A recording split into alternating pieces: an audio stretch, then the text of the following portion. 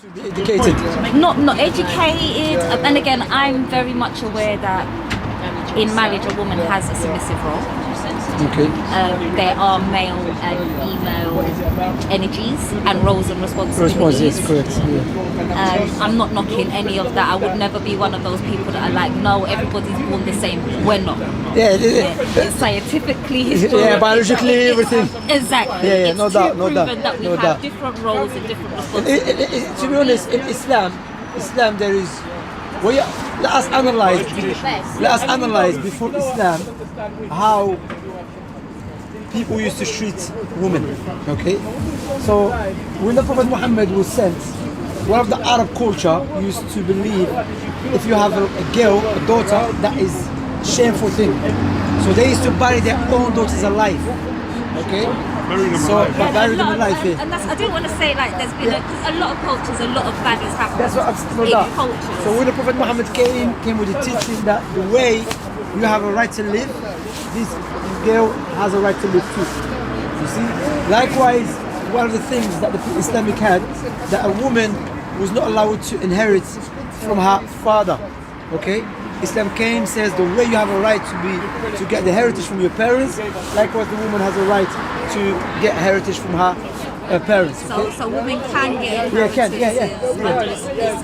Of course, without any doubt. Likewise, woman was not allowed to own her own business, generally speaking. There's no exception, but generally speaking, woman was not allowed to own her own business. Islam said the way man has a right to own his own business, woman has a right to own her own business. Okay? Likewise, Prophet Muhammad said, seeking knowledge, learning, studying, getting education is obligatory upon every Muslim male and female. Not it is something which is recommended, no, compulsory for a Muslim male and female to seek knowledge. Right, that's why I've got a bit to learn. Now, one of the greatest scholars in Islam, the time Prophet Muhammad, was his wife, the likes of Aisha. Aisha was, when the time of the Prophet Muhammad, they used to differ concerning some issues. His disciples, after he died, peace be upon him, they used to refer back to his wife. She was a jurist, she was a scholar, she was a doctor. So Aisha, likewise in the Quran there is two stories about a great woman, the wife of Pharaoh, because she was a believer in Moses, okay, which Pharaoh rejected Moses. Likewise, the mother of Jesus, and Allah, Mary. Allah showed them as a best example for the believers to follow.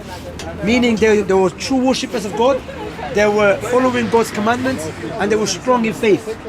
So Prophet Muhammad also said, he said, الرجال أشقاء النساء. Men are brothers or are half of the women, or the same, meaning in the sight of God, men and women are same, generally speaking, okay? In the sight of God. What does it mean? If you do good deed, God will reward you for that, regardless of male or female. If you commit evil deed, it's up to God to punish you, male or female. You understand? So when it comes to judgment, when it comes to in terms of reward and punishment, regardless who you are, man, woman, God will judge you according to your actions. God will not judge you according to your gender, okay? Or your male or female. No, okay? Likewise, but as you know, scientifically, biologically, man and woman are different. You understand? Without any doubt. And Islam pays attention to that. But in Islam, woman has a right to learn. Rather, is it encouraged? Compulsory. Compulsory? Yeah. You have to. Prophet mentioned in a narration, I think he mentioned it, that it's obligatory for a Muslim woman and a Muslim man to seek knowledge. To seek knowledge. In the obligation, you have to. In the Prophet Muhammad also encouraged his wife to teach. You know, there was many Islamic scholars. You know, there was, and one of the was Islamic scholars as well. So yeah, there were many women. There were many Muslim scholars, men, who studied under women, who taught them the knowledge of Islam. But I was going to mention something. Sometimes in Islam, woman has more right than a man. For example, a man came to the Messenger of Allah.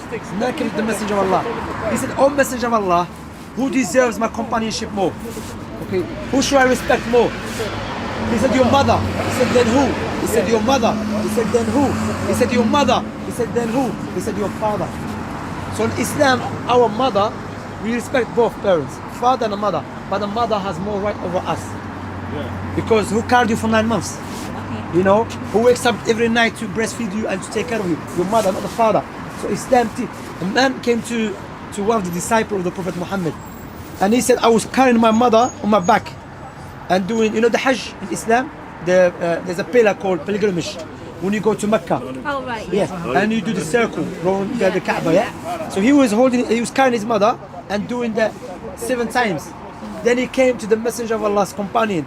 He said, do you think I have repaid back what she did for me? He said, what you did is nothing compared to what she did to you. You know? So a woman has... one of her size. Yeah. She's giving birth. Yeah, even one of the size that she makes. Yeah. From the pain, you haven't even paid her one of those. So a woman has a huge status in Islam, you know? Without any doubt, woman has a status in Islam. And as I've mentioned, God will not judge you according to your gender. God will judge you according to your actions. You know. As for some cultures, example also, some people they think a woman has no right to choose which man she wants to marry, the husband. A woman came to the Messenger of Allah. She said, "Oh Messenger of Allah, I got married to so and so, but my father never sought my permission." Prophet Muhammad said, "You are allowed to ask for divorce." She said, "No, I don't want. I'm happy with him, but I want people to know who come. I want people that come after me to know they should not force their daughters to get married." You see, so the daughter has a right to choose.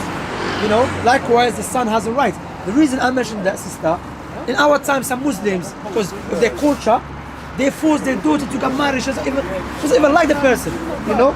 And the Prophet Muhammad said that. They wouldn't do it to their sons, and That's what I'm saying. No, but to be honest, some cultures they do it to both, to the girls and the son. They don't discriminate. No, you're right. Yeah, some of them young. Arranged marriage. Get married, that's it. Yeah. No choice. See, that's incorrect. That has nothing to do with Islam. Islam gives you your right to choose. You know, you want so and so, khalas. As long the person, doesn't matter his skin color, doesn't matter as long he's righteous, okay, and he has good manners. Prophet Muhammad said, if a person comes to ask the hand of your daughters and is righteous and he has good manners, then marry him off. Otherwise, there will be corruption upon the earth. You know. So a woman, of course, without any doubts, as I have mentioned, that's the justice of our Creator. So I'm saying. But what I want to ask you, sister, what do you think so far about Islam, the way it's been explained to you? Does it make sense to you? It does.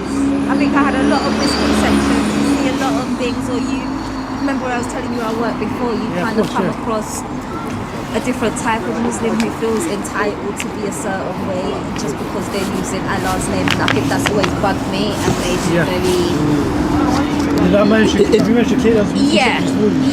quite quickly. I can see. No, it's really do you believe in God? Yeah, of course. Okay. Do you have any Christianity background? Or? Grew up Christian. But you don't believe in Trinity, but you believe in there is one God. Okay? Yeah. And we can see, sister, clearly that there is a purpose in this life. Okay? Without any doubt, the purpose in this life, the only one that knows is our Creator. Okay? That's why He sent the prophets and messengers to teach us what is our purpose of life. Huh? Yeah. The prophets and messengers. He sent Moses, Abraham, Noah, Jacob, Isaac, Ishmael. All of the prophets and messengers, when God sent them, He did not just send them by saying to them, go claim you are a prophet of God without any proofs. Because anyone can claim that. You understand? So God, when He sent the prophets and messengers, based upon His mercy and wisdom and justice, He gave them something that differentiated from the rest of the people. So, another question. So you've got the Quran and then you have, is it the Hadith? Yes. Prophetic tradition. Okay. And they're two different things? They're both revelation of God. Okay, so that, I think that's another area I get a bit confused again. So, are they're both from God? Both from God. Did Prophet Muhammad write both of them? No. No. Prophet Muhammad, والسلام, peace be upon him, he couldn't read or write. He couldn't read and write. Even in the Old Testament, he mentioned that a book will be given to someone. And he said, I'm not learned. I'm learning. Yeah, unlearned. And this historically never happened to no one except Prophet Muhammad. When the angel Gabriel came to him and he said, read. He said, I cannot read. He said, read. He said, I cannot read 3 times. Then he said, read in the name of your Lord, who created you, who created man. Okay? Until the end of the verses. Okay? But the point here is that Prophet Muhammad used to receive the revelation. So the Quran, the wording and the meaning both from God. Okay? As for the prophetic tradition, it was Prophet Muhammad was inspired to say it in his own words. Okay? You with me, yeah? So, but above them is a revelation. Prophet Muhammad used to narrate it or read it out to his companions, and they used to memorize it. Some of them used to write it down.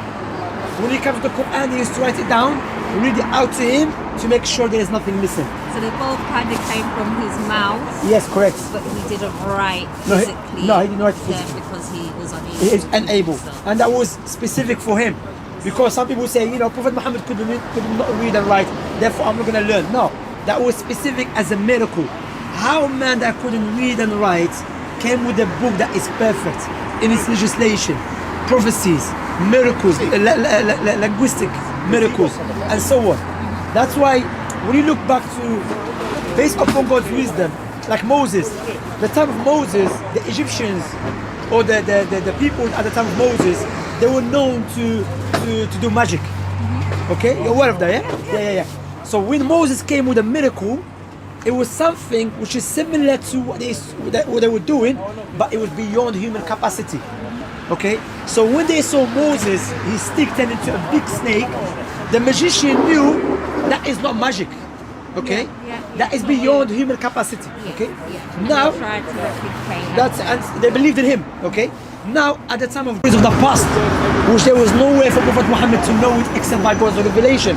Likewise, the knowledge of the future. For example of that, from the knowledge of the future, that Prophet Muhammad narrated or read out the verse in the Quran. Allah said, نحن نزلنا ولقد يسرنا القرآن للذكر فهل من مدكر. This Quran was revealed in the way easy for the people to memorize it. Okay, so this verse was revealed at the time of Prophet Muhammad when there were like few people believed in him. He's telling them this book, many people will memorize it, and we know now thousands, 100,000 people, millions memorize the Quran word by word. Yeah, the whole book, word by word, letter by letter. Children the age of 5, 7. Everyone standing here knows a part of the Quran. Yeah. I was like that with the Bible, I suppose, isn't it? But he knows the whole Quran. He knows the brother here. Memorize the whole thing. So we have to understand, sister. Yeah. Remember, when God gave this revelation, He promised that this revelation no one will change it. Okay. Why? Now everyone knows after A is B, after B is C. But me, I can get my pen and change it. I say A, O. You understand? But everyone who memorized it, that's why you can change what is written, or you can change by writing, but you cannot change what is people's hearts. Yes. That's what Allah said in the Quran. Allah said, بل هو آيات بينات في صدور الذين أوتوا العلم وما يجحد بآياتنا إلا الظالمون.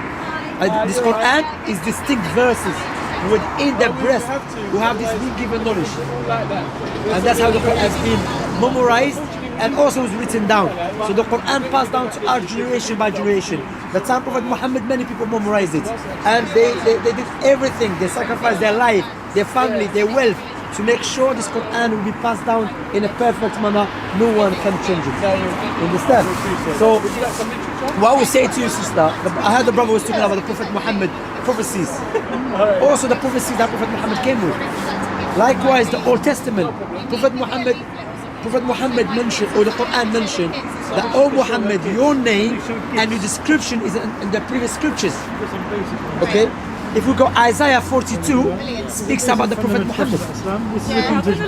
Isaiah 42. If you get Isaiah 42, yeah. Before that, you're kind of chose to believe that you only take the New Testament and then you created something different and replaced the... Say it again? So I think when I was brought up, I was brought up to believe you only take the New Testament, Old Testament cut off, you ignore the New Testament, but the Quran replaces the New Testament. Quran replaced any book came before it. Do you know why? Yeah. Let me tell you, sister.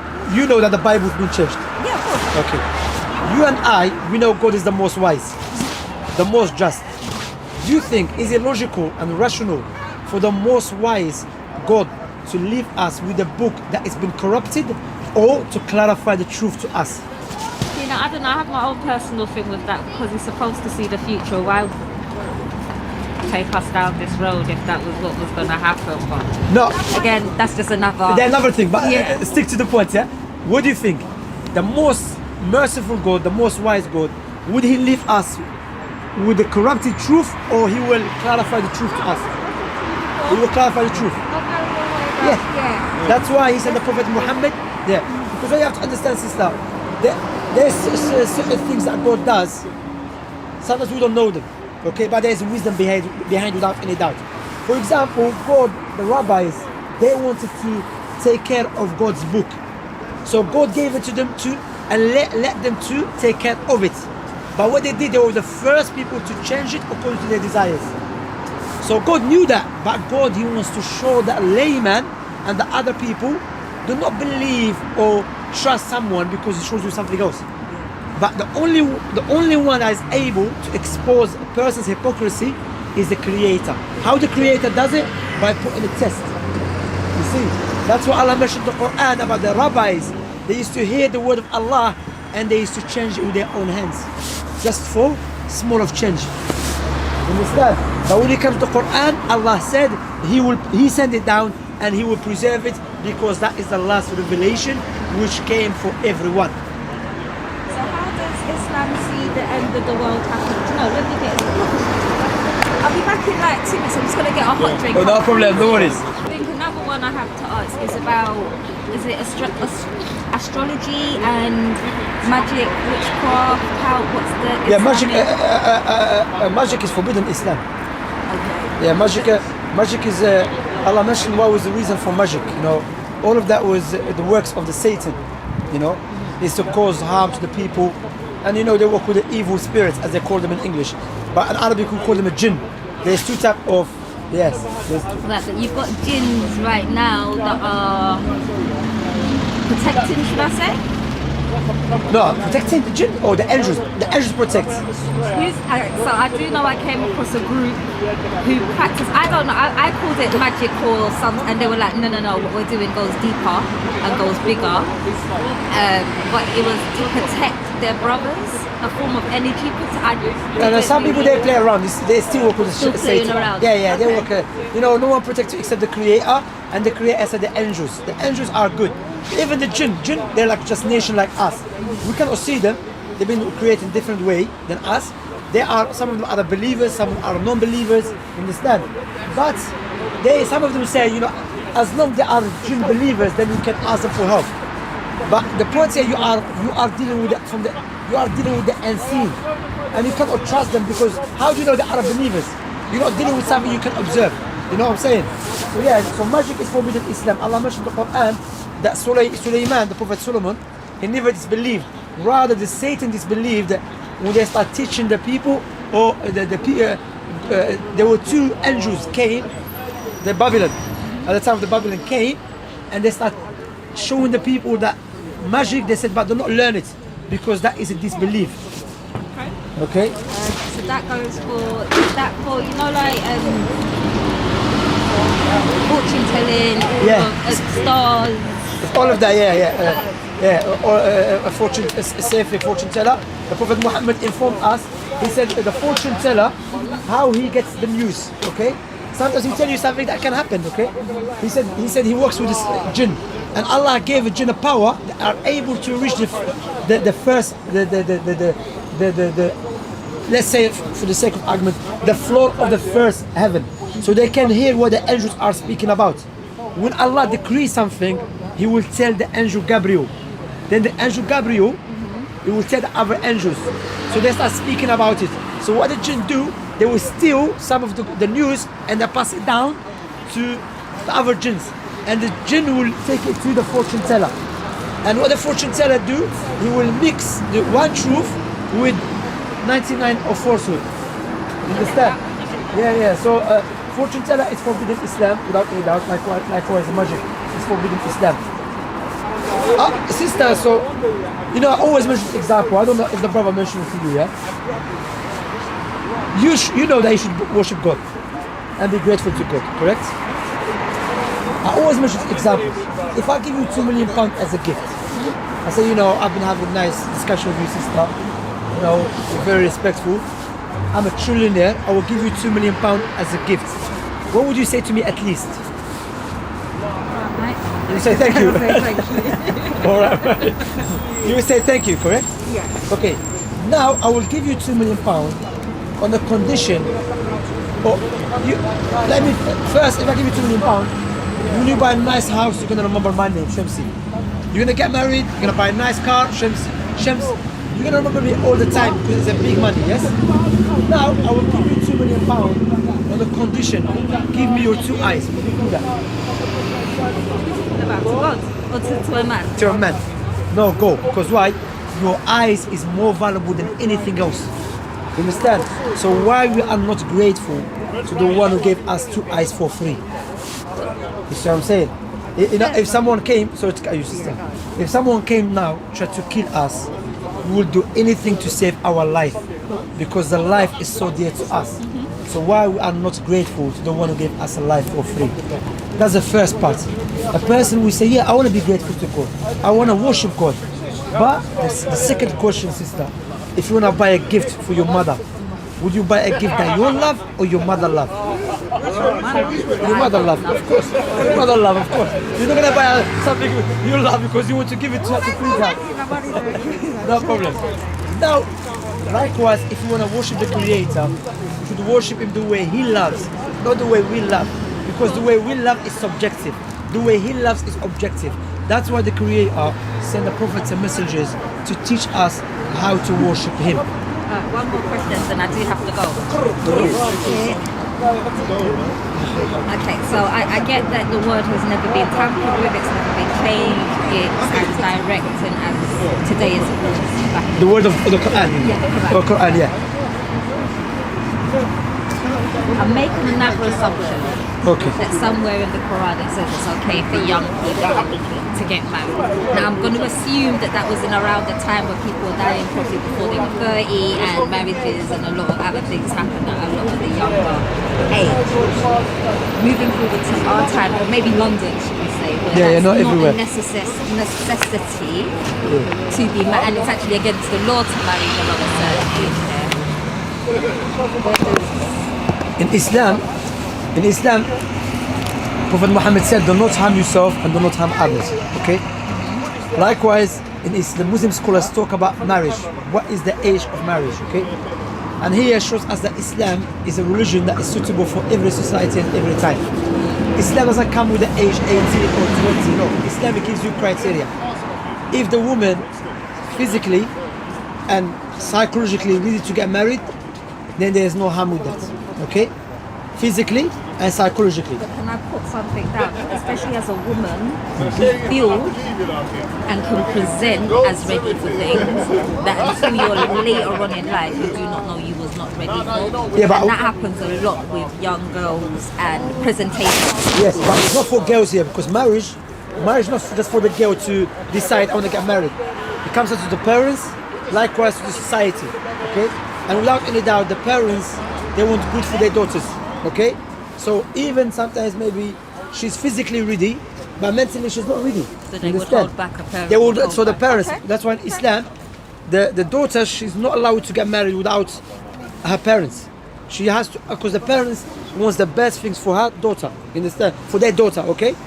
I'm talking about marriage, but it's up to the daughter if she wants to marry so and so and so and so. You with me? Okay. So now, why I say that Islam legislation is suitable for every place at every time. Now in this country, in London, the age of marriage 18, 16, 18 with the parents' permission. Yes. Okay.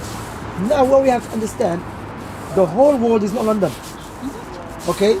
That's what I was saying. Is it not adaptable? I don't want to use that word. Yeah. No, that's what I'm saying. So Islam came. Okay, in London, the concept of marriage. Yeah. So the people, the authority, the parents, okay. In our society, girls will not be ready to get married except on this age. Okay, that's according to society. But you cannot bring your own way, try to impose it on the whole world. Why? Because the whole world, society is not London. You know, Africa is different than Europe. Europe is different than Asia. Asia is different than South America. So Islam says, this is the criteria. If psychologically, biologically, physically ready, with the parents also, and the people authority, then you do it. You see. So Islam, we don't have this marriage of children. It's not true. Okay. Understand? No. Yes, in Islam there is something which called, because I have to be honest with you. In Islam there is this practice, which it was even European time. Okay, I mean before in Europe, even our time. For example, this is a brother that I know him very well. Okay. My son, I have a son. Okay, like for example, I have a son. He's 17, and his daughter, she's 2 years old. Okay, 2 years old. So I said, look, you're a good man, a good family. It will be my pleasure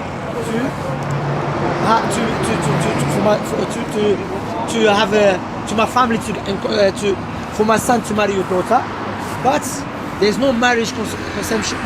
We cannot consume the marriage. Consummate, yeah. Consummate the marriage. That's what. Yeah, consummate the marriage. That's what I'm looking for.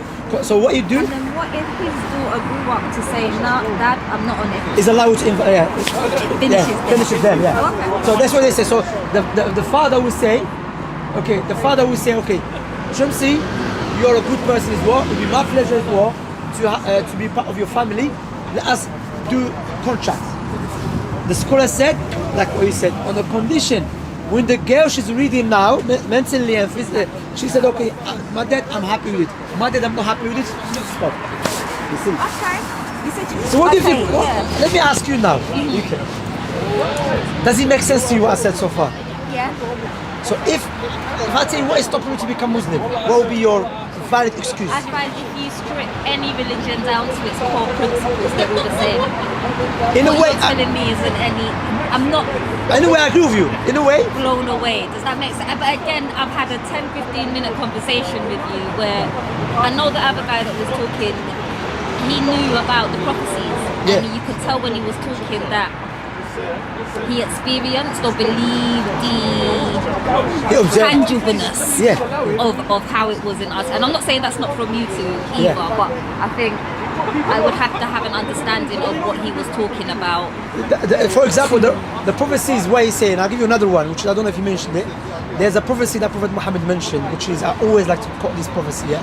It's a powerful one. Prophet Muhammad mentioned, yeah? He said there will come a time when a man will make up a lie by the morning. In the morning, by the evening, his lies will reach the east and the west. Sister, you know, we're talking about 1,400 years ago. Back in those days, in order for me to travel from London to Cardiff, it takes me 2 days.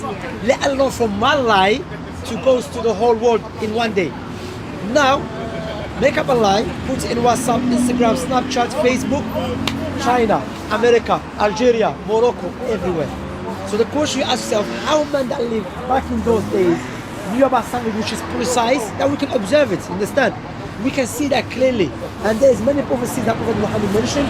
Likewise, the prophecies, which is, for example, he said there will come a time when the Arabs, they will stop using the camels as a riding beast, and they will use something which is like a carrier that will carry them with their family from the house to the mosque. The scholar said without any doubt, if you go to the Arab world now, they don't use camels as before. They use what? Cars. That's why we as a Muslims, we do believe Islam is the truth, not because one day I had a dream, not because we have a tangible proof that we can share with you and with everyone else, and you can observe it with your own eyes.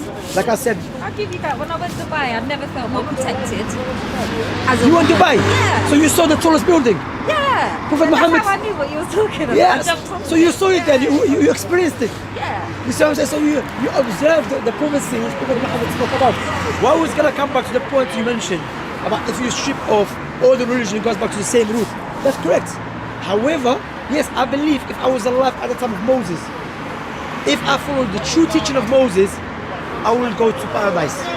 That's why I would say those who believe in Jesus, Moses and Jesus correctly, they will go to paradise. However, those teaching, for example, The Abrahamic faiths have been distorted, so right now you can't quite no, worship them. I will not use this term Abrahamic faith because the Abrahamic, Abraham was not a Jew. No. When I say the Abrahamic faiths, I mean the ones that come off of believing that. Yeah, Abraham. All of them refer to Abraham, yes. But Abraham, Allah said in the Quran, he was or a Christian. No. What was he? Hebrew. No, he brought his term. No, I'm talking about his belief. He had a direct. He was a Muslim. Yes, you know why? Many people when he say he was a Muslim, think Muslim believe in Prophet Muhammad. That's what he means. Or Muslim is an Arab, Pakistani. So there was no. All the prophets and messengers were Muslim, sister. You know why? Muslim mean is an Arabic terminology. In English mean to submit your will to the will of God. You serve to the will of God. That's what it means. Okay, that's the first thing you said that's giving me time to go and research. You see what I'm saying? What we say to sister, yeah? I always give this reminder to the people, yeah? You know, we're not ready for death, but death is ready for us.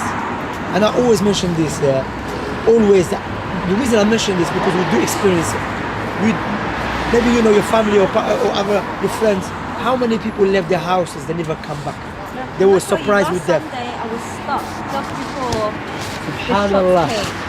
Yeah, and I swear I left my bag in the car.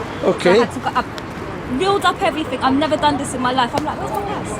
Where's my purse? Subhanallah. So I've had to go back to the car park in the Lidl's to come. I've paid as I've come out. Yeah. The man's gone like that in front of me. The police have stopped him, but they're like, get back, get back. I'm like, She forgot her bag and she doesn't. Be grateful to God, man. God allow you to you live. don't understand the gratitude I've had to show this whole week. Listen, sister. Every day. God allow you to live, and you come to me as today. I know. And this is the first time I said, I'm never going to Streatham again. I'm never going to Streatham again. But my Subhanallah. phone broke. And I had to go to that shop there. As far as I tell you, my sister, my family, she's a revert. My wife, she's a revert. And she became Muslim. And I'm telling you, sister, Islam goes in line with the sound reasoning and the sound intellect and the sound natural inclination. That you know that you should worship one God alone. You know that you should worship God according to the will of God. That's why when you become a Muslim, there's two testimony, which is when you say, I bear witness there is no one worthy of worship except Allah, the true God, and I bear witness that Muhammad is the last messenger and the servant of Allah. This is a testimony. Because in Islam, Allah mentioned in the Quran, Allah mentioned that Allah will never punish people until the proof has been clarified to them. I know that. And That's why I'm not ignoring it, because I know that one. That's what I'm you saying. Get away with it, but when you're called, you're called. If you That's say no, it. that's a justice. Okay. And so I'll give you, like I was saying to you at the beginning, I've always found there's been a block with Islam. I like to learn. I need to identify what I'm understanding, how I'm going to imply it in my life. For me, that doesn't come very well from some man with a book shouting it at me. I have to have my own understanding to be able to research or resource or Allah mentioned that in the Quran. And lots of different ways. That's just how my brain works. No problem, no So problem. whenever I found that I get told, and again you've given me a Quran that I'll be able to understand, and I said it's the first time ever I've been given that. Even But there's, I've never been able to read to understand this. So I suppose today this will be my first. Not got that one. you have it. All right, that's a good one. The first Woman time Islam. that I will be able to read for myself. And look at and I it do yourself. have a lot of misconceptions that you have She has my wife put contacting away. me. But again, I still, before I can commit to something, But what I will tell your sister as well, that is not a condition that for us to know everything before accepting Islam. Understand? I always mention this example. You know, it's like a cake. You know the cake, if you eat all of it one time, of course you're gonna vomit. Yes? In order for you to feel the sweetness of the cake, you take it bit by bit. Also the point I was gonna say, that when the foundation is clear to you, sister, then for you to learn everything, none of us here knows everything about Islam, yes? But when the foundation is clear, then you know you're upon a clearness. You're upon if the foundation of my house very is correctly and things clear up and come freely and move easily. read more, sister. You have my wife's number. Yeah. Get in contact. I will speak to her, inshallah. Be in contact with her, like from your people, okay? You can use it together. Connection. Inshallah, yeah. So yeah, thank you very Thank you, much. sister. Have a good, safe I pray to Allah weekend bless you. and You night. too. I will be in touch. All right, yeah? I will speak, Don't alright? forget to let her know. Jade. I will. All right, what's your name? Jade. Jade. All right, cool. And pray as well yourself. Ask Yeah. for that guidance. Pray to the I will- Creator. I will definitely see it, inshallah. next All right, take care, Thank you. sister. Thank you very much.